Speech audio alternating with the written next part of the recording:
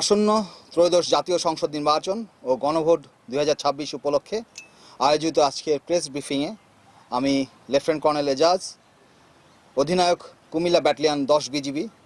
এখন আজ থেকে আমরা নির্বাচনকে কেন্দ্র করে আমাদের যে মোতায়েন পরিকল্পনা রয়েছে সেই মোতায়েন পরিকল্পনা অনুযায়ী আমরা আজ কুমিল্লা এবং চাঁদপুর জেলায় মোতায়েন হচ্ছি।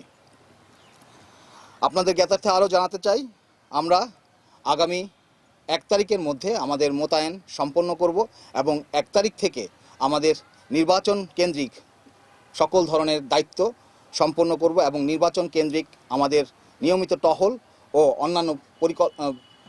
অন্যান্য যে কার্যক্রম তা পরিচালনা করব।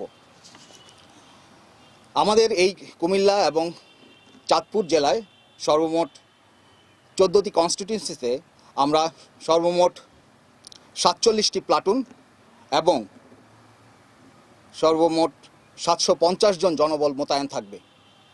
আপনাদের জ্ঞাতার্থে জানাতে চাই, আমাদের প্রত্যেকটি উপজেলায় আমরা একটি করে বেস ক্যাম্প এস্টাবলিশ করব এবং প্রত্যেকটি উপজেলায় অন্তত 2টি করে প্লাটুন নির্বাচনের দায়িত্বে নিয়োজিত থাকবে।